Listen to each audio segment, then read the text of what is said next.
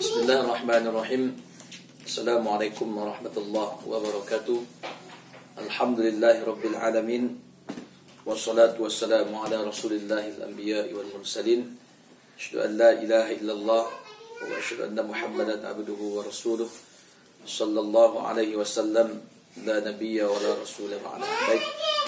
Salam puji dan syukur alhamdulillahi rabbil alamin kita ucapkan dari lubuk hati yang paling dalam, karena sampai saat ini kita masih diberikan kesempatan oleh Allah Subhanahu wa taala bersama-sama dalam mata kuliah filsafat ilmu ini. Baik. Selawat dan salam kita sampaikan kepada penghulu kita Nabi besar Muhammad sallallahu alaihi wasallam. Semoga nanti kita mendapatkan syafaat, kita mendapatkan barakah dari Nabi kita Muhammad sallallahu alaihi wasallam di yaumil akhir nanti, hendaknya amin ya rabbal alamin. Baik, pada kesempatan kali ini kita akan membahas beberapa topik yang berhubungan dengan mata kuliah kita hari ini. Yang pertama adalah dikotomi ilmu, islamisasi ilmu, dan integrasi ilmu. Baik, yang pertama kita masuk kepada dikotomi ilmu. Baik, dikotomi dalam bahasa Inggris adalah dikotomi, yang berarti pembagian dalam dua hal atau pembagian dalam dua pembagian. Istilah dan etimologi dikotomi itu adalah pembagian atau pemisahan. Jadi sesuatu yang dibagi atau yang dipisah-pisahkan, itu bisa diartikan dengan dikotomi. Ya. Pembagian, pembelahan dua, ya, bercabang dalam dua bagian, itu adalah bentuk definisi ya secara harfiah dan secara bahasa menurut dikotomi. Ada juga yang mendefinisikan dikotomi itu sebagai pembagian di dua kelompok yang saling bertentangan. Jadi ada juga yang mengatakan dikotomi itu adalah pembagian dua kelompok yang bertentangan yang tidak mungkin dipersatukan. Itu makna dikotomi. Secara terminologi, ya, dikotomi dipahami sebagai pemisahan antara ilmu agama dengan ilmu umum yang kemudian berkembang menjadi fenomena dikotomik lainnya. Jadi dapat disimpulkan ya secara terminologi, ini dikotomi itu bisa kita pahami ya adanya pemisahan antara ilmu umum dengan ilmu agama. Nah, artinya ilmu umum posnya ini, ilmu agama posnya ini. Bahkan ada yang mengatakan ya, agama itu harus dipisahkan daripada dunia, atau begitulah ya, seolah dipertentangkan antara pengetahuan umum dengan pengetahuan agama. Itulah simple ya pengantar tentang makna dikotomi. Baik. Jadi dalam penerapannya disebutkan juga sebagai ilmu umum dan ilmu Islam, pendidikan umum dan pendidikan Islam, guru pendidikan umum dan guru pendidikan Islam. Itulah buah dari akibat daripada dikotomi itu, sehingga terkotak-kotak. Ini guru umum ini guru Islam. Sehingga yang bagi sebahagian yang sekuler itu atau sekularisasi, mereka sengaja memisahkan antara agama dengan kehidupan. Itu termasuk dikotomi. Baik.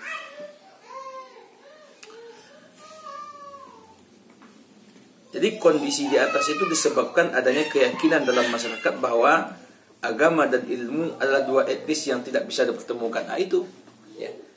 Jadi kenapa dikotomi itu diterima atau mungkin berkembang di sebagian masyarakat? Karena adanya pola pemikiran bahwa antara agama ya dan ilmu, misalkan agama dan dunia dan segala macamnya, itu tidak bisa disatukan ya, tidak bisa disatukan ya, karena bagaimana. Jadi begitu ya. Adanya keyakinan yang mengatakan bahwa agama sebenarnya tidak bisa disatukan. Nah, itu yang pertama. Lalu adapun kaum skeptik yang mengklaim agama jelas-jelas tidak dapat membuktikan kebenaran ajaran-ajarannya dengan tegas, padahal sains bisa melakukan hal tersebut. Nah, jadi dipertambah lagi oleh kaum skeptik yang menambah memang agama itu tidak bisa disatukan dengan ilmu pengetahuan. Agama, ilmu ya. pemahaman inilah yang mengakar kuat di sebagian masyarakat, sehingga terbukalah pintu dikotomi ilmu itu. Jadi singkatnya dikotomi ilmu itu adalah pembahagian atau pemisahan antara agama dan ilmu. Agama-agama, ilmu-ilmu atau ilmu pengetahuan tidak bisa dimasukkan ke dalam agama dan segala macamnya. Artinya ya, agama ya agama saja, atau ilmu ya ilmu. Atau mungkin ada yang mengatakan agama itu bertentangan dengan ilmu dan segala macamnya. Nah, inilah kira-kira makna singkat daripada dikotomi itu. Baik, ini yang pertama. Yang kedua adalah islamisasi ilmu. Ya. Apa yang dimaksud dengan islamisasi ilmu? Ya, jadi Islam itu adalah agama yang sempurna, yang mengatur semua hidup, ya, yang mengatur semua bidang kehidupan. Ini jelas dalam surat Al-Maidah ayat 3 dikatakan, Al-yawma akmaltu lakum dinakum wa atmamtu 'alaikum ni'mati wa raditu lakum al-Islam madina. Ya Allah katakan, pada hari ini aku sempurnakan Islam itu menjadi agamamu, dan aku redai ya Islam itu menjadi agamamu, dan aku sempurnakan ajarannya, kata Allah Subhanahu wa taala. Jelas dalam pandangan masyarakat muslim, agama Islam ini adalah agama yang sempurna.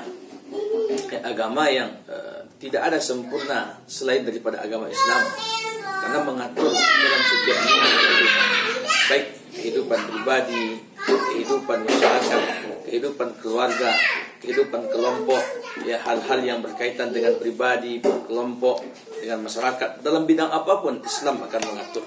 Jadi sesuai dengan ayat ini, jadi Islam menyentuh seluruh segi kehidupan.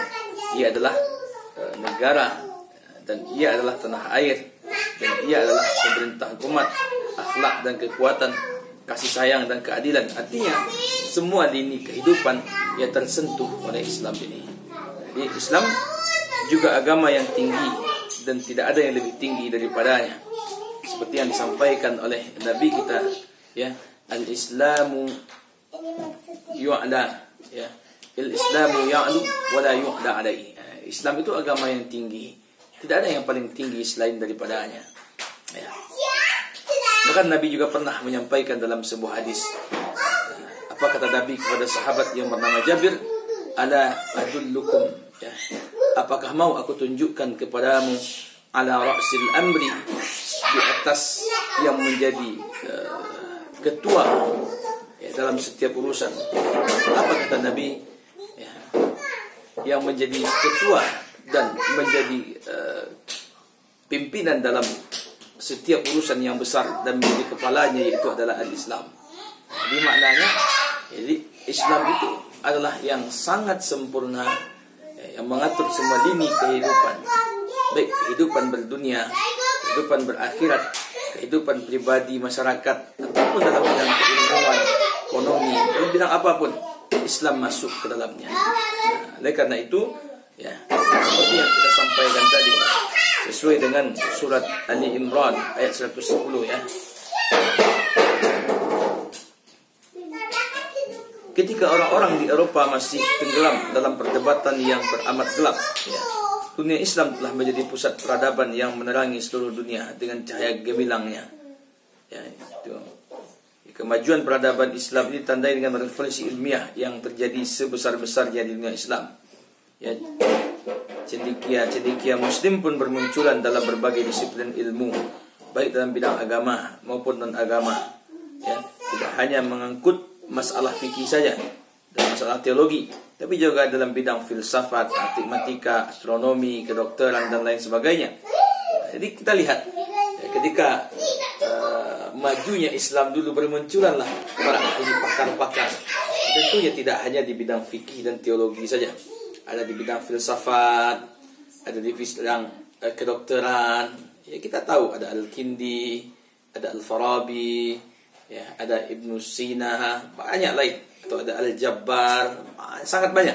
Itu menandakan kalau Islam itu pernah, ya, menduduki kejayaan yang luar biasa di masa lampau. Baik. Lalu dalam bidang hukum dikenal juga beberapa ulama besar, ya, dalam bidang mazhab, Sampai saat ini namanya masih harum seperti Imam Maliki, Imam Syafi'i, Hambali, Hanafi dan lain-lainnya. Ya, dalam bidang filsafat dan bidang ilmu-ilmu yang lain yang muncul nama Jabir, ya, Hunain, ya, Sabit, Razi, Al-Kindi, Ibn Sina, Al-Farabi, banyak sekali kalau kita baca. Jadi sumbangan pemikiran, ya, Islam terhadap peradaban dunia telah diakui secara terbuka dan objektif dan simpatik oleh para sarjana barat.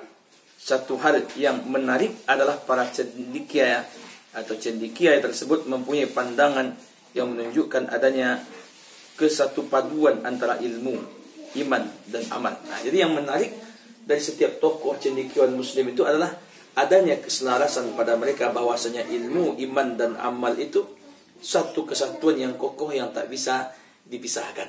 Nah, berbedalah dengan dikotomi tadi, orang yang memisahkan antara ilmu, orang memisahkan antara agama dan segala macam. Nah, sementara cendekiawan mengatakan bahwasanya ilmu, iman, amal itu satu-satu kesatuan yang tak bisa kita pisahkan, kata mereka. Baik,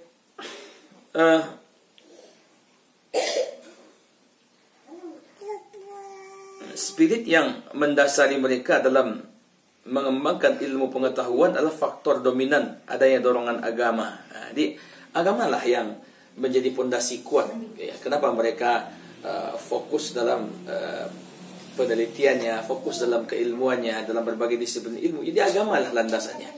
Nah, itulah agama yang menjadi islamisasi, ya, islamisasi.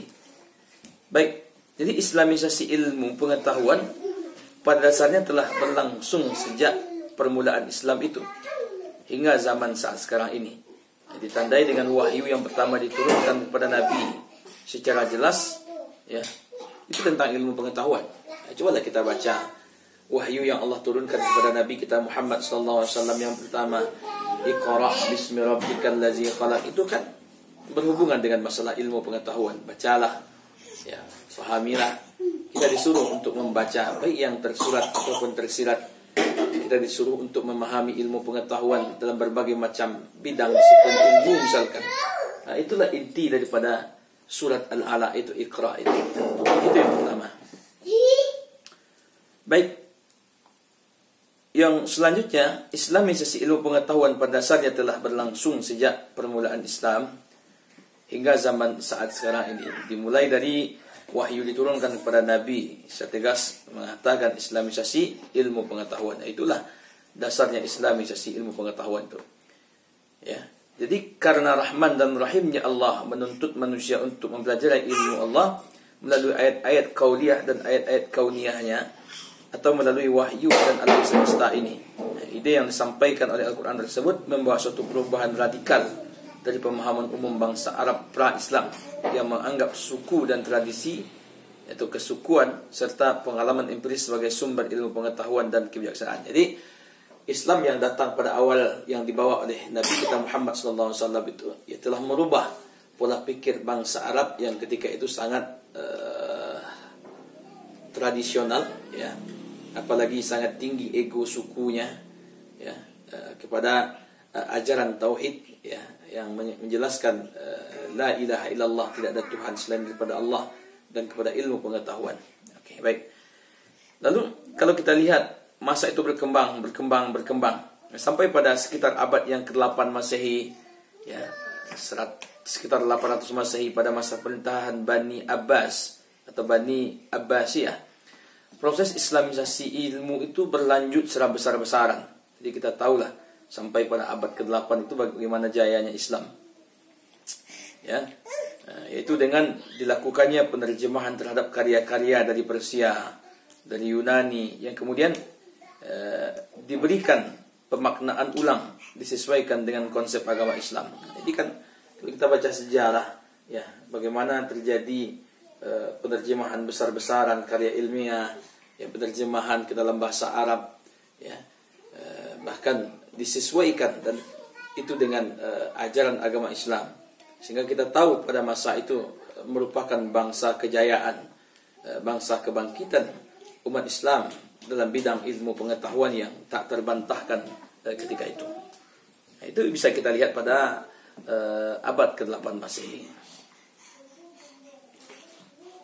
Baik, samping itu para ilmuwan melakukan analisis kritis, ya. Para ilmuwan melakukan analisis kritis, bahkan melakukan rekonstruksi terhadap pemikiran para filsuf Yunani. Ya.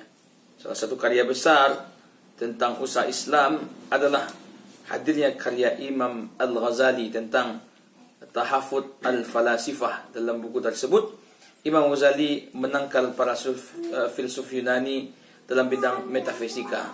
Beliau tidak menyerang dan membuang filsafat secara sistem berpikir, melainkan hanya meneruskan tradisi kebanyakan filsuf yang menurut beliau dapat merancukan akidah umat Islam. Itu kan terlihat daripada upaya Imam Al-Ghazali dalam kitab beliau, ya. Ketika beliau koreksi karya-karya filsuf atau filsafat Yunani, beliau tidak hanya membuang, bukan membuang semua apa yang berada di dalam kitab-kitab filsafat barat ketika itu. Namun beliau hanya meluruskan apa kira-kira yang menyimpang atau membuat melenceng daripada akidah Islam. Nah, sekiranya ini tidak sesuai dengan ajaran Islam, nah itulah yang beliau benarkan dan beliau koreksi. Baik, hal demikian, walaupun tidak menggunakan pelabelan Islamisasi, tapi aktivitas yang sudah mereka lakukan sejalan dengan makna Islamisasi. Jadi memang tidak ada ketika itu yang menamakan itu Islamisasi, tapi setidaknya ya apa yang mereka lakukan itu sudah mencerminkan dan menjelaskan makna Islamisasi dalam ilmu pengetahuan.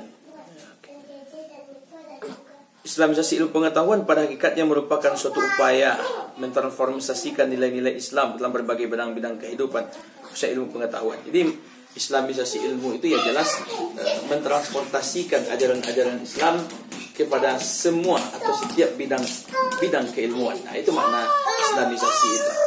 Jadi upaya memasukkan ajaran-ajaran atau nilai-nilai Islam ini ke dalam semua bidang dan lini kehidupan. Itulah kira-kira makna Islamisasi ilmu.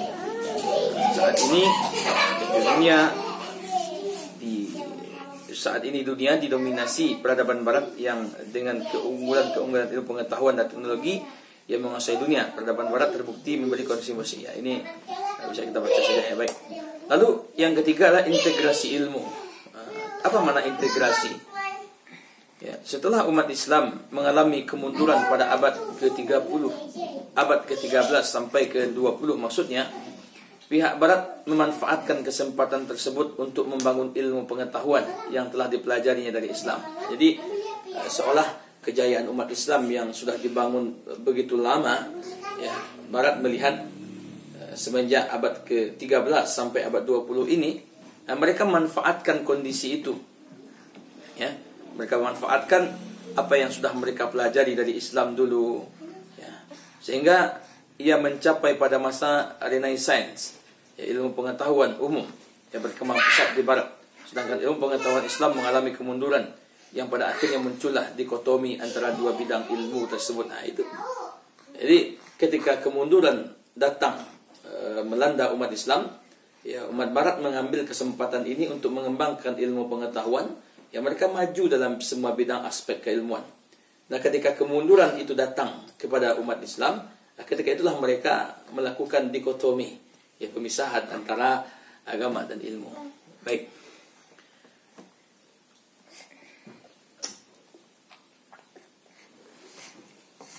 Peristiwa sejarah tersebut menjadi pemicu lahirnya ilmu pengetahuan memisahkan diri dari tokoh-tokoh agama. Ya, kredibilitas gereja sebagai sumber informasi ilmu merosot. Ya, ini tentang perdebatan antara gereja, ya. Sehingga semakin mempersubur tumbuhnya pendekatan saintifik dalam ilmu pengetahuan, ya, menuju ilmu pengetahuan sekuler.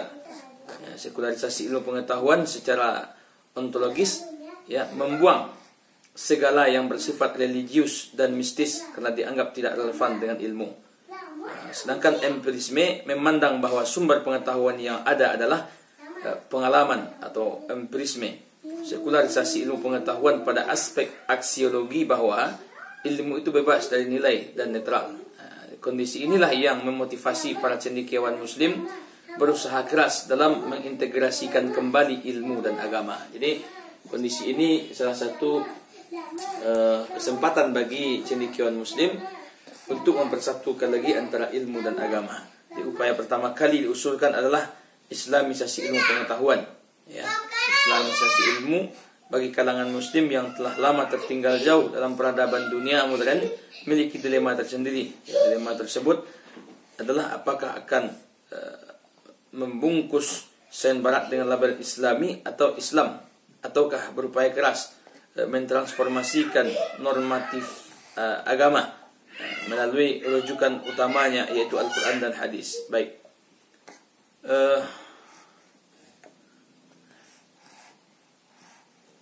Cendekiawan muslim yang pernah memperdebatkan tentang islamisasi ilmu diantaranya adalah Ismail Raji, Al-Faruqi, Syekh Mahmud Naqib, Fazlur Rahman, dan Zainuddin dan yang lain. Kemunculan ide islamisasi ilmu tak lepas dari ketimpangan-ketimpangan yang merupakan akibat langsung keterpisahan antara sains dan agama. Jadi sebenarnya memang antara sains dan agama itu memang tidak bisa dipisahkan sebenarnya, ya. Dia mengusulkan agar melakukan perumusan teori ilmu pengetahuan yang dasarkan pada Al-Quran, yang menjadikan Al-Quran sebagai suatu paradigma dengan meletakkan objektivitas. Islam dijadikan sebagai suatu ilmu yang objektif, sehingga ajaran Islam yang terkandung dalam Al-Quran dapat dirasakan oleh seluruh alam, rahmatan lil alamin, tidak hanya untuk umat Islam tapi non muslim juga. Inilah salah satu wacana yang diusulkan. Sementara Amin Abdullah memandang integrasi keilmuan mengalami kesulitan, yaitu kesulitan memadukan studi Islam dan umum yang kadang tidak saling akur karena keduanya ingin saling mengalahkan. Oleh karena itu, ini menurut para ahli ada kendala lain yang dihadapi, ya, terhadap islamisasi ini, karena adanya bentrokan antara umum dan Islam yang seolah-olah ingin menang sendiri katanya. Di pendekatan integratif interkonektif ini merupakan suatu usaha untuk menjadikan sebuah keterhubungan antara keilmuan agama dan keilmuan umum. Muara daripada pendekatan ini menjadikan keilmuan mengalami proses objektivitas di mana keilmuan tersebut dirasakan oleh orang-orang non-muslim. Jadi memang bagaimana pendekatan ini antara Islam dengan ilmu ini bisa dirasakan oleh non-muslim.